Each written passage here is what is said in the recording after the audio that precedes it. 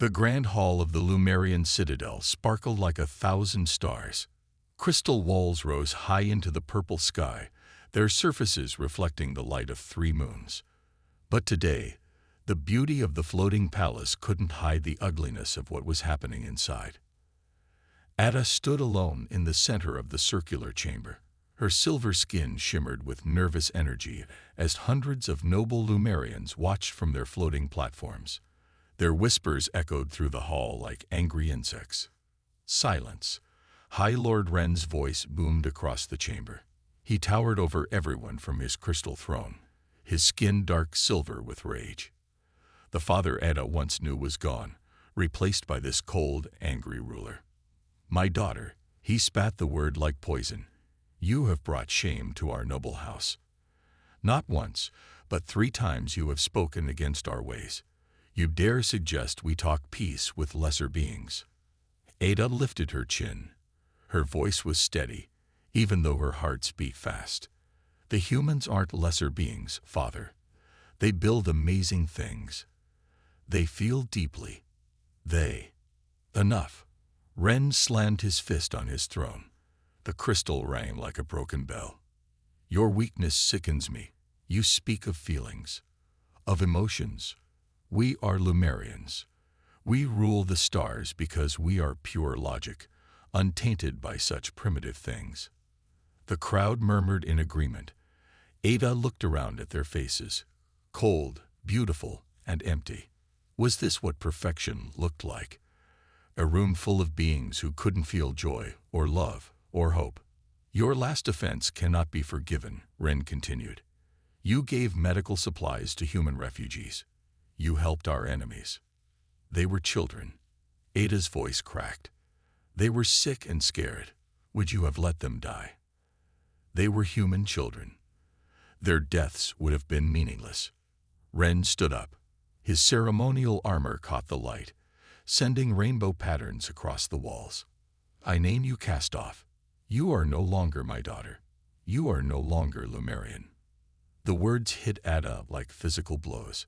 Around her, the nobles turned their backs one by one.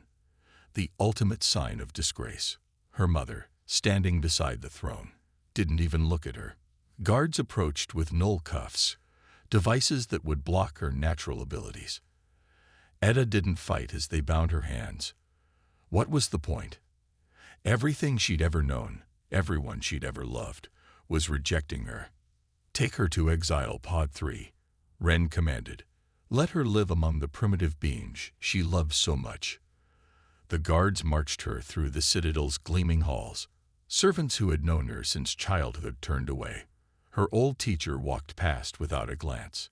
With each step, Ada felt pieces of her old life falling away. They reached the launching bay where a small pod waited. It was meant for garbage disposal, not people. But that's what she was now, trash to be thrown away. As they secured her in the cramped pod, Ada looked one last time at her home. The citadel hung in the sky like a perfect jewel, beautiful and cold, just like its people. "Launching Exile Pod," a mechanical voice announced. "Destination: Outer Territories." The pod shuddered. Through its small window, Ada watched the citadel grow smaller. Tears floated in the zero gravity around her face. Crying. Another sign of weakness her people hated. The pod systems beeped in warning. Something was wrong with the navigation. Ada tried to reach the controls, but the null cuffs made her clumsy. The pod spun faster and faster as it entered the atmosphere of an unknown planet. The last thing Ada saw before everything went black was a strange building on the surface below. It looked ugly and practical, nothing like the elegant Lumerian architecture. It looked human. Then her pod hit the ground, and darkness took her. Jack wasn't expecting anything exciting when his scanner picked up the crash. Working at the furthest human research post on planet 4851 was usually quiet. Too quiet. But now, as he drove his rover toward the crash site, his heart beat faster with each passing moment. The evening sun cast long shadows across the rocky ground. Smoke rose from behind a hill, thin and gray against the orange sky. Jack checked his environment, its oxygen levels one more time. You couldn't be too careful on a frontier world. He drove the rover over the hill and stopped. There, half buried in the dirt, was a pod unlike anything he'd ever seen. It sparkled even covered in dust, its metal somehow both silver and transparent at the same time. "Base, this is Jack," he said into his radio. "You're not going to believe this, but I think it's Lumerian." The radio crackled. "Lumerian? Get out of there now. They're dangerous." But Jack was already walking toward the pod. Through its crystal-clear sections, he could see someone inside. They weren't moving. "There's a survivor," he said. "They're hurt." "Jack, that's an order. Lumerians hate humans. They'll kill you on sight." He reached the pod and brushed away some dust. Inside was a female Lumerian, unconscious. Her silver skin had a soft glow, but it was fading, a bad sign. Her hands were bound with strange black cuffs. "I took an oath to help anyone in need," Jack said into the radio. "I'm bringing her back." The pod's door was crushed. Jack had to use his rover's winch to pull it open. The Lumerian woman was lighter than he expected, even in her wet-looking clothes that seemed made of liquid metal.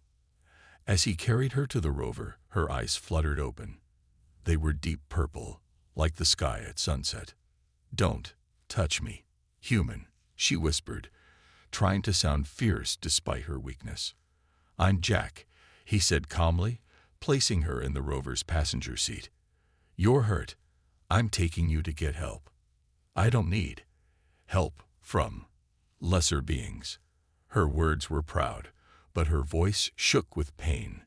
Jack smiled behind his helmet as he started driving. "Lesser beings who are currently saving your life." At the research post, everyone backed away as Jack carried the Lumerian to the medical bay. Dr. May, their chief medical officer, looked scared but stepped forward to help. "Her body temperature is too low," Dr. May said, scanning the Lumerian. "And these cuffs, they're doing something to her nervous system." The Lumerian woman tried to sit up. "The null cuffs are my punishment. I am cast off. I'm going to remove them," Jack said. "They're hurting you." "No." Real fear showed in her purple eyes. "You don't understand. I am Ada, former daughter of High Lord Wren. These cuffs mark my exile. I am no longer." She looked away. "I am nothing now." Jack started working on the cuffs anyway. "Well, nothing. You have two choices. Let us help you, or lie here and let those cuffs slowly kill you. Your choice." Ada stared at him for a long moment. No human had ever spoken to her this way. They were supposed to be primitive, violent, emotional creatures. But this human's eyes showed intelligence, humor, and something else. Kindness without weakness. "Very well," she said finally. "You may assist me." "How generous of you," Jack said with a small laugh. He looked at the strange cuffs more closely. "Now let's figure out how to get these off before your father's punishment becomes permanent." As Jack worked, Ada watched him with confusion. Why would this human help her? What did he want in return? But as the hours passed and the pain from the cuffs began to fade, she realized she might have to rethink everything she thought she knew about humans. 2 weeks passed at the research post, and Ada found herself facing something entirely new. Confusion. The humans didn't act the way they were supposed to. They didn't act like lesser beings at all. She sat in the post's common room, watching Jack play something called chess with Dr. May. The wooden pieces moved across the board in patterns that reminded her of Lumerian battle strategies, but this was just a game. Humans played games for fun, another concept that puzzled her. "Want to learn?" Jack asked, catching her stare. "A Lumerian noble doesn't play games," Ada said automatically, then remembered she wasn't noble anymore. The thought still hurt. "Good thing you're not noble now," Jack said with a smile. "Come on, I'll teach you." An hour later, Ada was frowning at the board. She had lost 3 games in a row. "I don't understand," she said. "I'm calculating every possible move. My species is superior in mathematical thinking. I should be winning. That's your problem, Jack said. You're playing like a computer. Sometimes the best move isn't the most logical one. Later that evening, Ada walked through the post's small greenhouse. The humans grew plants here, messy, imperfect things that somehow produced food and oxygen. On Lumeria, everything was grown in perfect crystal chambers. Tom, the botanist, was singing to his plants. Actually singing, making musical sounds while he worked. Ada had never seen anything so pointless or so interesting. "Why do you do that?" she asked. Tom jumped, then laughed. "Some people think plants grow better with music. Plus, it makes me happy." Happy. Ada repeated the word carefully. "We don't have that word in Lumerian. No happiness." Tom looked sad. "No wonder you all looked so grumpy in the news videos."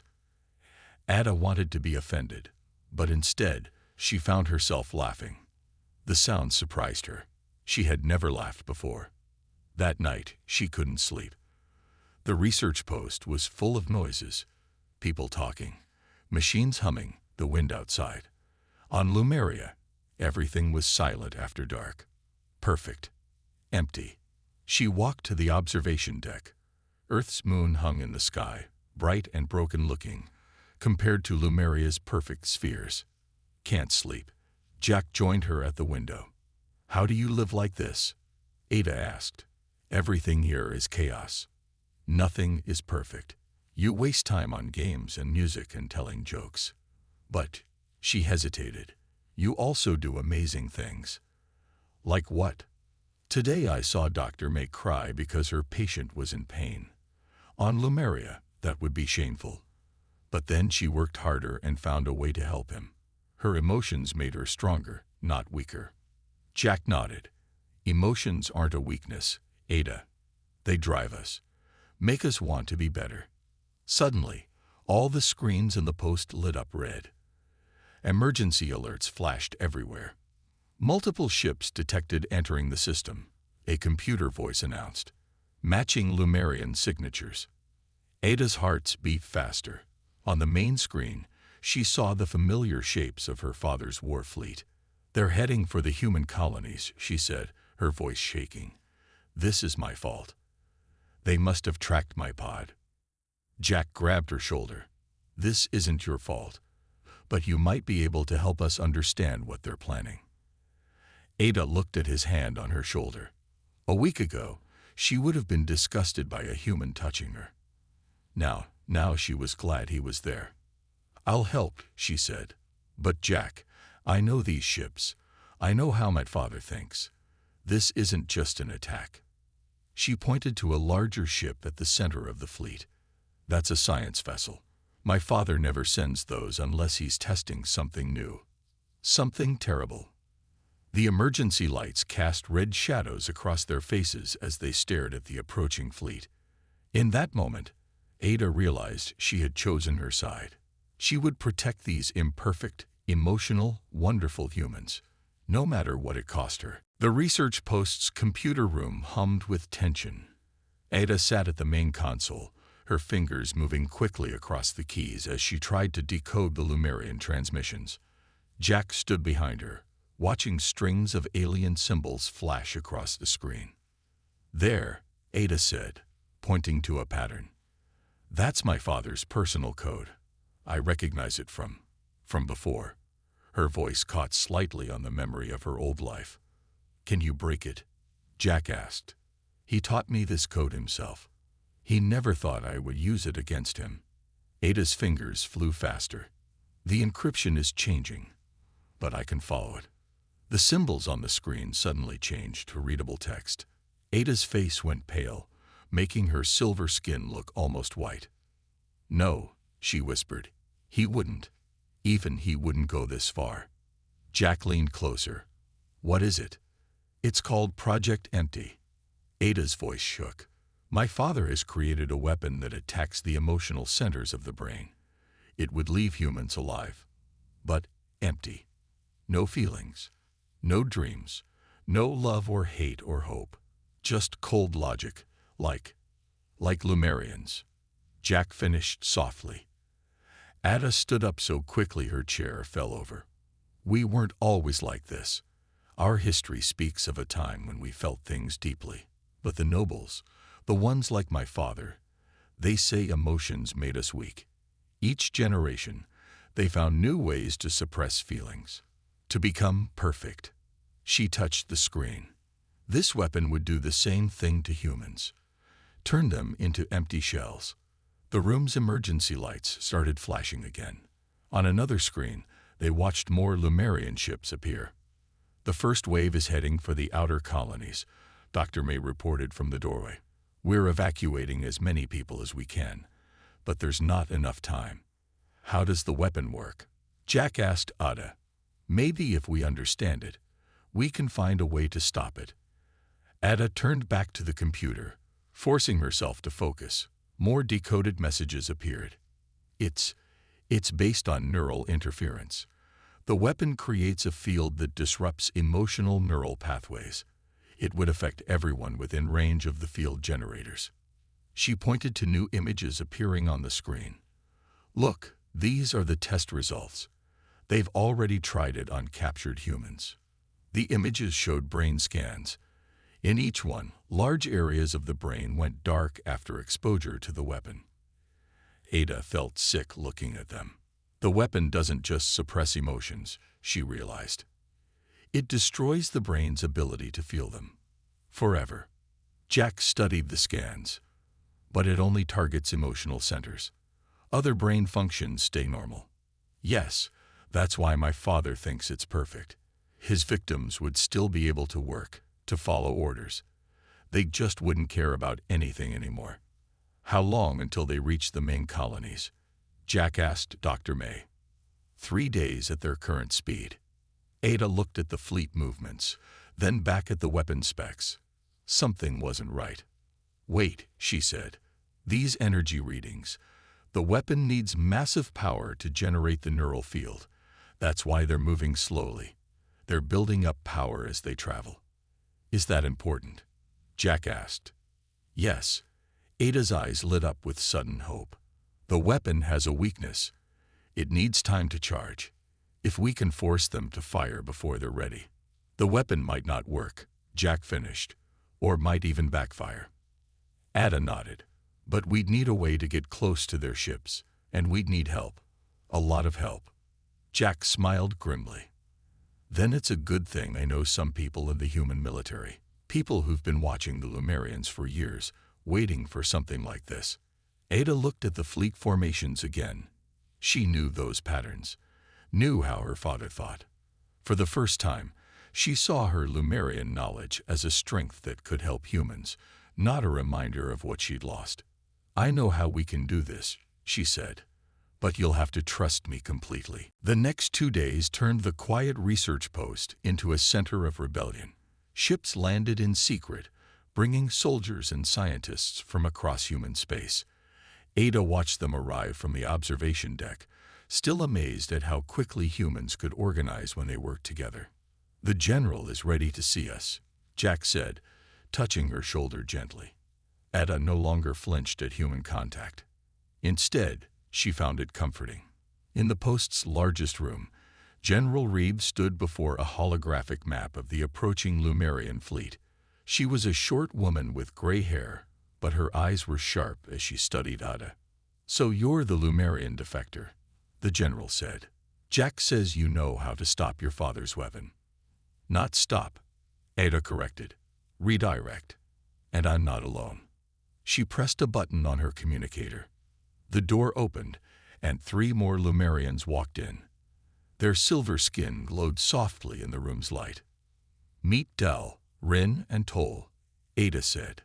They're like me. Cast-offs who chose to feel rather than be empty. They've been hiding among humans for years. General Reed's eyebrows went up. There are more of you. More than my father knows, Ada said. Each generation, more Lumerians are born with the ability to feel emotions naturally. The nobles call it a defect. They cast off their own children, rather than accept that we're evolving. Evolution that your father's weapon would stop, Jack added. Ada nodded. The weapon doesn't just target humans. It would affect young Lumerians too, stopping our natural evolution forever. She walked to the holographic map and pointed to the science vessel at the fleet's center. The weapon needs 3 days to charge fully, she explained. Right now, they're at day 2. Their shields are weakest when they're charging. If we attack tomorrow, we might be able to get aboard. And do what? General Reed asked. Jack stepped forward. While Ada was decoding the weapon specs, I worked with Dr. May to understand its neural effects. We think we can reverse them. Dr. May joined them at the map. The weapon targets emotion centers in the brain by blocking certain neural pathways. But what if we could make it amplify those pathways instead? Turn their weapon of emotional destruction into one of emotional awakening, Ada finished. It wouldn't just fail to empty human minds. It would wake up every suppressed Lumerian mind in range. The room was quiet as everyone considered this. It's risky, General Reed said finally. If it doesn't work, then humanity loses its ability to feel forever, Jack said quietly. And the Lumerians lose their chance to evolve. I'll go, Ada said. I know the ship's layout. I know how to reach the weapon.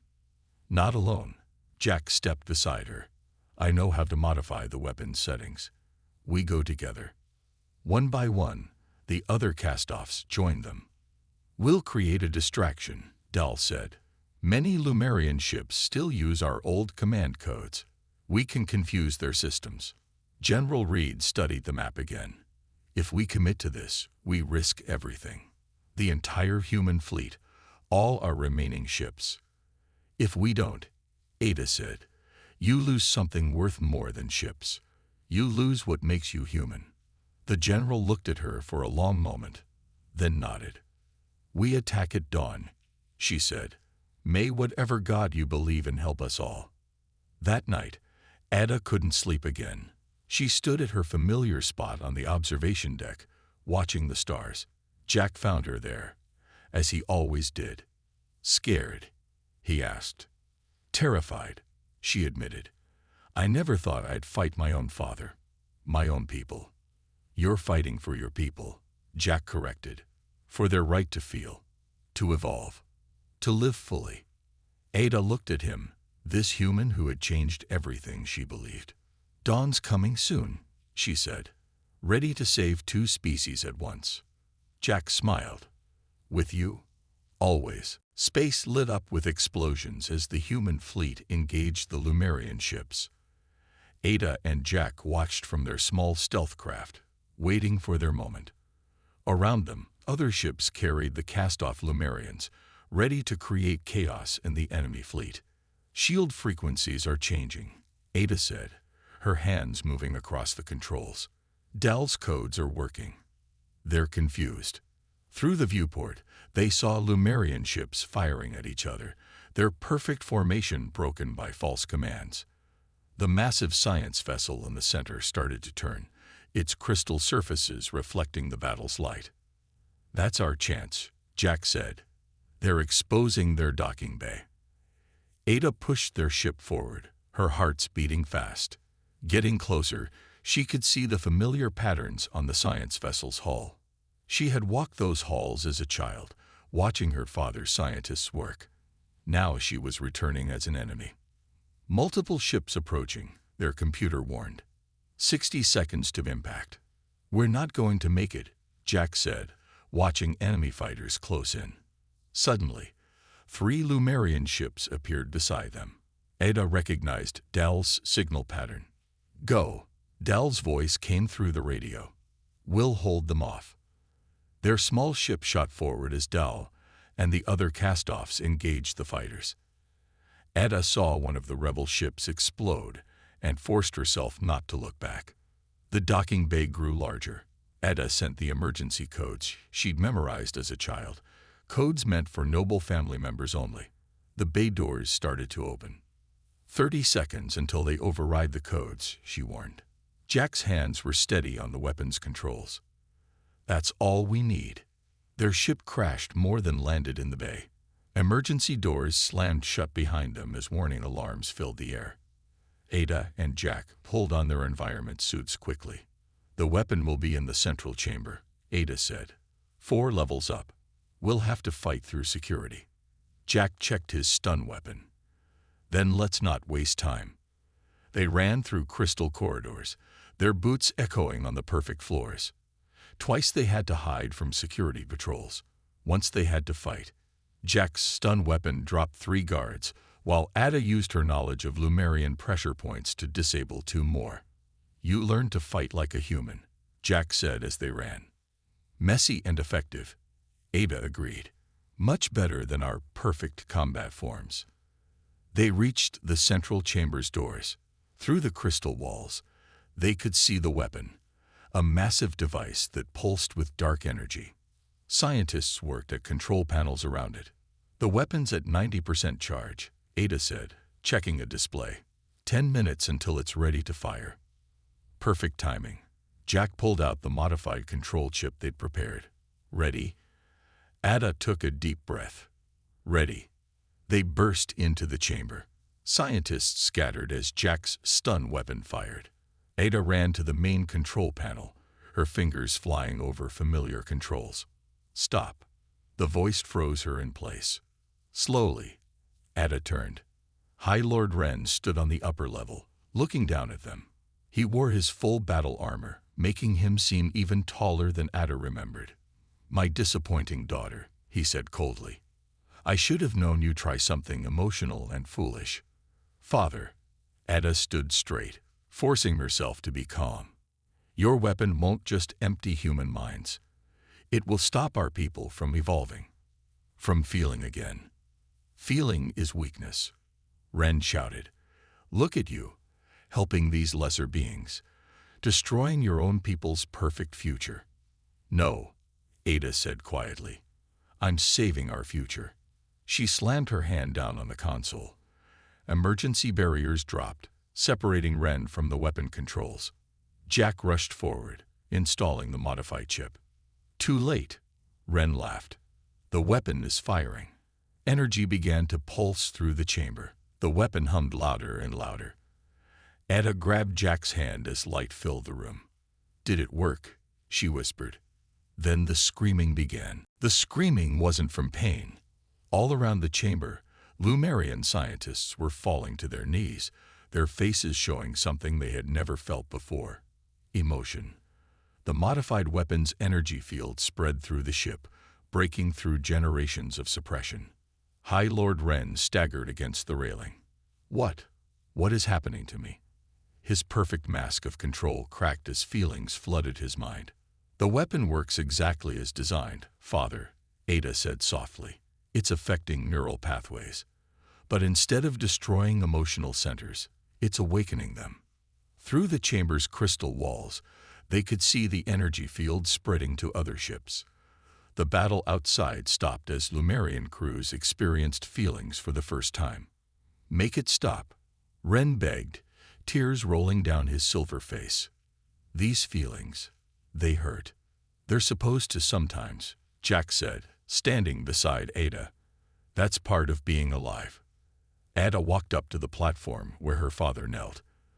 The mighty High Lord Ren was crying like a child, overwhelmed by his first taste of real emotion in decades. I remember, Ren whispered. I remember when you were born. I felt joy. Such joy. Then they took it away. Said it would make me a better leader. Each treatment, each suppression. They stole my heart piece by piece. And now you have it back. Ada knelt beside him. We all do. The ship's communications suddenly activated. Screens showed similar scenes playing out across the fleet. Lumerian nobles and soldiers experiencing fury, grief, happiness, and love. Some for the first time ever. Others remembering feelings from their youth. The field is spreading through the whole fleet, Jack reported from the control panel. The weapon's energy matrix is stable. The change will be permanent. Dal's voice came through the radio, shaking with emotion. Ada, it's working. The other cast-offs, we're receiving surrenders from every ship. No one wants to fight anymore. They're all feeling too much. Ada helped her father stand. Ren looked at her with new eyes, eyes that could finally show love. "My daughter," he said softly, "what have I done to our people? To you?" "What was done to you?" Ada corrected. "But now we can fix it. Together." The next few hours were chaos. Beautiful, emotional chaos. The human fleet helped restore order as the Lumerian crews struggled to handle their new feelings. Medical teams treated those most overwhelmed by the change. Families reunited, crying and laughing together. In the science vessel's grand meeting hall, human and Lumerian leaders gathered. General Reed stood beside Ada as High Lord Ren addressed both species. "For generations, we thought perfection meant removing emotion." Ren's voice shook slightly. "We were wrong. Our children, the ones we cast off, they were not defective. They were evolving, leading us back to what we should have been all along." He turned to Ada. "My daughter showed us the truth by finding strength in what we thought was weakness, by finding wisdom among those we called lesser beings." He looked at Jack. "By learning that love between different peoples doesn't make us weaker, it makes us whole." "The weapon has been destroyed," Ada announced. "Its design will be erased. Never again will anyone try to steal the hearts of others." Later, on the observation deck of the human research post, Ada and Jack watched ships from both fleets working together to repair battle damage. "What happens now?" Jack asked. "Everything." Ada smiled. "My people have a lot to learn about feeling. Humans have much to teach us, and we have much to share in return. It won't be easy." Jack took her hand. "Emotions aren't simple." "No," Ada agreed, feeling the warmth of his touch and the love in her hearts. "They're beautifully complicated, just like life should be." Above them, stars sparkled in the dark sky. Somewhere out there, two civilizations were learning to work together, to feel together, to build a future neither could have imagined alone. All because one cast-off daughter dared to feel, and one human dared to help her change the universe.